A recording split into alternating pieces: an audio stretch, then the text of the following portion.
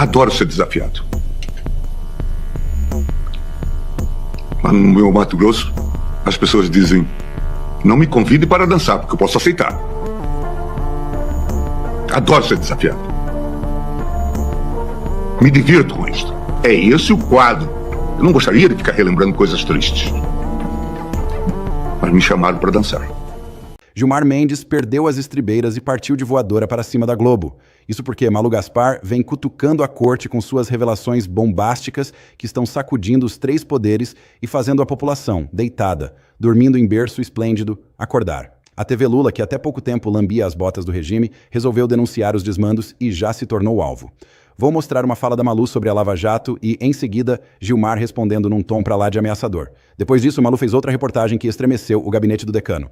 Fique até o final, pois o vídeo está imperdível. Veja que essa fala do Gilmar repercutiu na Globo. Eles entenderam claramente o recado. O bicho tá pegando no STF, está todo mundo desesperado, descontrolado, e entenda como isso é bom. Apesar de tudo que se diz sobre a Lava Jato, ela não começou a acabar por causa do presidente Lula, né, ou por causa do Bolsonaro. Ela começou a acabar quando ela avançou para cima dos elos entre os corruptos e tal, e o judiciário.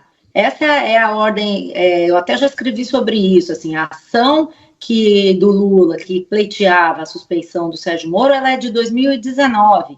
E assim como várias coisas que começaram a andar agora, ela só começou a andar em 2021, poucos meses depois daquela operação que houve aqui no Rio de Janeiro sobre advogados que eram acusados de intermediar decisões do STJ, inclusive de serem próximos de pessoas do STF, e o presidente da FEComércio começou a fazer uma delação premiada.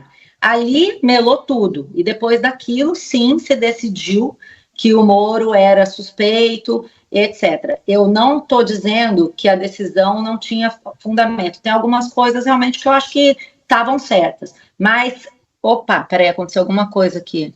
Não, tudo certo, uma travadinha, mas o som ficou ótimo, tranquilo. Tá. Mas, enfim, a coincidência temporal é impossível de ignorar, e eu acho que isso explica por quê. Justamente na hora que a Lava Jato começou a ir para cima do judiciário, ela acabou. E agora nós estamos vendo que boa parte do capital, do poder e da influência que o Vocário tinha se devia às relações que ele tinha no judiciário. Para Moro, para Dallagnol, flertando com o abismo, atacando quem criticava a Lava Jato. Produziram aquilo que talvez não almejassem. E depois é interessante. A imprensa livre foi mantida? Não foi por conta da atuação da imprensa só, ou propriamente. Quantas vezes eu ouvi durante o governo passado a ideia de que era fácil liquidar a Globo, a concessão da Globo, caçar a concessão da Globo. Em quem se confiar? Por que isso não ocorreu? Não ocorreu graças ao Supremo Tribunal Federal. Há a possibilidade de se ter um mandado de segurança aqui deferido. Mas na Lava Jato, apoiaram a possibilidade de trancar habeas corpus, de conceder medidas liminares. Preciso que isso fique muito claro. Nossa colega Malu Gaspar, no jornal O Globo, traz um pouco aí dos bastidores do Supremo. Aliados, vem o grupo dos ministros, esse núcleo duro que o Thomas fala, Alexandre de Moraes, Gilmar Mendes, em negação aí sobre essa potencial crise da imagem do Supremo. Pois muito bem, esses aliados, eles procuraram ministros do Supremo para alertar que uma ofensiva contra políticos pode ser um tiro no pé. É isso que a gente comentava ainda agora. O ministro Gilmar Mendes fez aquela representação na Procuradoria-Geral da República contra o senador Alessandro Vieira, depois daquele relatório da CPI do crime organizado. O Gilmar, depois disso, pediu ao ministro Alexandre de Moraes para incluir o ex-governador de Minas, o Romeu Zema, no inquérito das fake news. Ou seja, essa crise pode piorar a imagem do Supremo Tribunal Federal. Apesar de tudo isso, ainda de acordo com a apuração da Malu Gaspar, o grupo formado por Gilmar Mendes, Alexandre de Moraes, Dias Toffoli e Flávio Dino parece que está dobrando a aposta aí e que quer mostrar que os políticos têm a perder. Eles podem perder, ou seja, estão bancando a pressão. Os ministros não se mostram preocupados com as pesquisas que indicam uma desconfiança da população em relação ao Supremo e que minimizam os riscos de impeachment.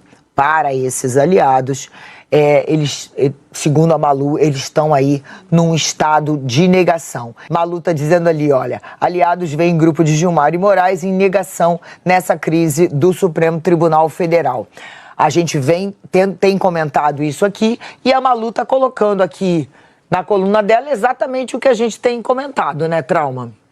Não, exatamente. No fundo é a decisão, a frase que o ministro Gilmar Mendes falou na semana passada sobre se querem, ele falando em relação ao indiciamento pedido pelo senador Alessandro Vieira, ele falou assim, no Mato Grosso tem uma frase, ele é do Mato Grosso, né? No Mato Grosso tem uma frase que diz, se não me convide para dançar porque eu posso aceitar. E ele falou, eu estou aceitando, né?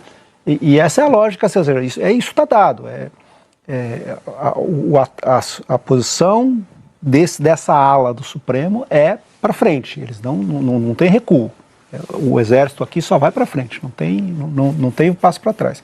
Então o que a gente vai assistir, para mim é muito evidente, uma postura que essa postura esse núcleo, que eu chamo de núcleo duro, enfim, mas é uma postura de bateu, levou em relação a qualquer tipo de ataque que eles sofrerem durante a campanha, e eu acho que assim, para mim esse é um pano de fundo importantíssimo para o resto da campanha eleitoral. Na segunda parte desse vídeo, eu vou mostrar para vocês a análise do Paulo Figueiredo exatamente sobre o que está acontecendo no STF e sobre os fatos que a Malu Gaspar trouxe. Paulo comentou que o clima no STF é de descontrole total, que os ministros estão se sentindo acuados, principalmente Gilmar Mendes. Segundo ele, há um clima de uns contra os outros, num ambiente de desconfianças generalizadas e até de sabotagem interna. Vale muito a pena ver esse trecho. Se você está gostando do vídeo, deixe seu like, comente aqui embaixo a sua opinião e se inscreva no canal para não perder nenhum dos nossos próximos conteúdos. E os ministros do STF, hoje há facções, há grupos lá dentro, né? Os ministros do STF estão se defendendo, né, formando seus grupos. Alguns, como o Alexandre, estão consolidando o seu poder, mas internamente a situação não poderia ser pior, porque ninguém confia, um não confia no outro, os ministros não confiam entre si, ninguém confia no grupo F. Canal para não perder nenhum dos nossos próximos conteúdos. O clima no STF é um clima de merda. E os ministros do STF, hoje há facções, há grupos lá dentro, né? Os ministros do STF estão se defendendo, né, formando seus grupos. Alguns, como o Alexandre, estão consolidando o seu poder, mas internamente a situação não poderia ser pior, porque ninguém confia, um não confia no outro, os ministros não confiam entre si, uns nos outros. A sensação é de que um está tentando sabotar o outro, que tem ministro que quer derrubar o outro ministro, e há algum tempo aquele tribunal cheio de união, lembram disso? Aqui há algum tempo isso seria impossível. Lembra de quando eles passavam aquela ideia de que o Supremo Federal estava todo unido em defesa do Alexandre de Moraes, em defesa do Toffoli? Esses tempos se foram. E agora esse racha é grande demais e eles não conseguem mais esconder. Chegaram numa situação onde eles não conseguem mais esconder. Uma das reportagens que eu trago aqui, por exemplo, num programa nesse sentido, é da nossa queridíssima Malu Gaspar. Segundo a apuração dela, aliados do Gilmar Mendes e do Alexandre de Moraes veem o grupo deles como estando em estado de negação sobre o Banco Master. Ela escreveu assim, para 4 aliados, Malu Gaspar, ninguém duvida que ela tenha boas fontes, né? Para 4 aliados ouvidos pela equipe da coluna que tiveram contato com os ministros dos últimos dias, ao pedir ao PGR Paulo Gonet para investigar Vieira, está falando do Alessandro Vieira, né? Por abuso de autoridade, e ao ministro Alexandre de Moraes para incluir Zema no inquérito das fake news, Mendes estaria ao mesmo tempo indo além do razoável e dando palco para os dois faturarem eleitoralmente. além de acirrar a má vontade do eleitorado com a corte no ano em que 2/3 do Senado será renovado.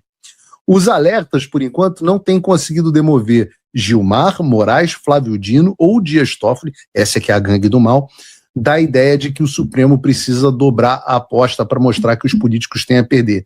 Sempre que se apontam os resultados das pesquisas de opinião que mostram a desconfiança em torno do STF em um patamar recorde, eles dispensam palpites dizendo saber o que estão fazendo.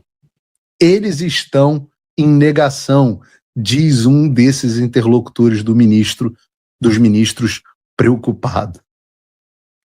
E esse trecho explica o título da reportagem.